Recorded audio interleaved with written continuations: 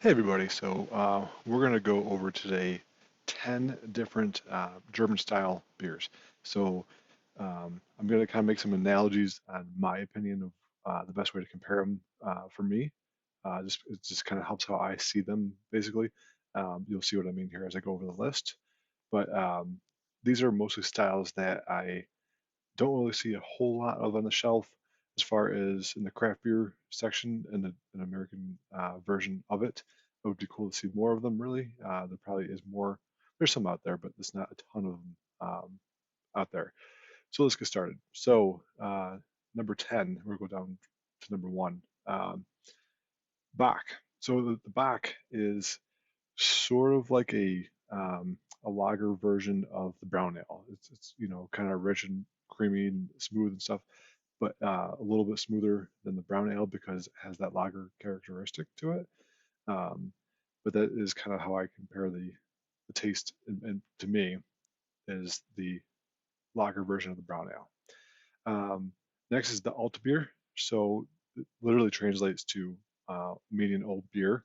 So it's kind of like a mix between a lager and an ale. That's It started in the 1880s, but it is still a top fermenting, but it has the lager characteristics. So it's real clean and crisp, but still pretty malty. So you can compare the style to a Kolsch maybe, but a little maltier than a Kolsch is the best way to see that one. We'll talk about the Kolsch here in a minute too.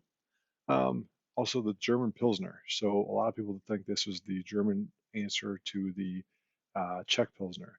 It is not. That This actually came out after World War II, so it was actually perfected later, but it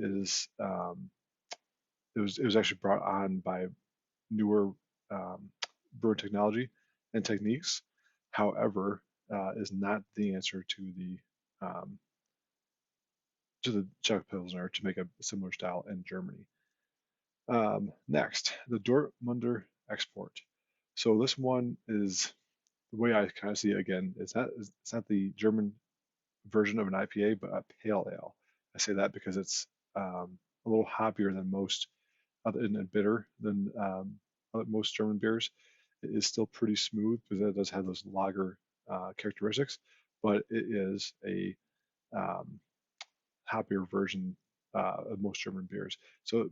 I would say the best equivalent to it would be a pale ale um, version. Next is the Doppelbock. So that is it means double. So that would be like a double brown ale almost version there. I would say it's still pretty malty and sweet and stuff. It's not overbearing or anything, and it's not like a crazy double where the Bach is like a 6 to 7%, a Doppelbock is 7 to 8%. So it's not like super harsh or anything. Um, Next is Rauch beer. So I'm not saying that correctly probably, but you get the idea. It is translated to a smoked beer. So if you like your smoked porters and stuff like that, this would be a good German version to try out. I'm not huge into distinctively smoky beers, but that is definitely something that you should try out. I would definitely try it if it was like a 4 ounce flight sort of thing, but not rushing out to get a 12 ounce or more of these because I'm just not into smoked beers. That's my opinion. Next is the Kolsch. So Kolsch's are a great, um, easy drinking ale. There's an ale, but it does have some nice um, um, lager qualities to it. So it is one of my favorites as a home brewer to make for a lager type equivalent because I don't have lager equipment. So basically, you can kind of make this in your basement still in a Michigan 60-ish degree basement without having lager equipment. And it comes out pretty flavorful, even though it has a light characteristic to it, and not a ton of malt to it, and it's still pretty smooth. Next, we have the Dunkel. So um, you still gotta have it's it's still close to the brown ale and the Doppelbock. Really, at a quick glance, it could be. The main difference is a little more nutty and caramel um, than than the Bach, so that is more of a true um, brown ale equivalent in the lager category. But it's still a different beer than the Bach though. Next we have the Weiss beer. So this is about as close as you get to the Belgian notes of cloves and banana, right? But is think of a wheat beer or Hefeweizen mixed with a Belgian, and that's kind of what you get here is the Weiss beer.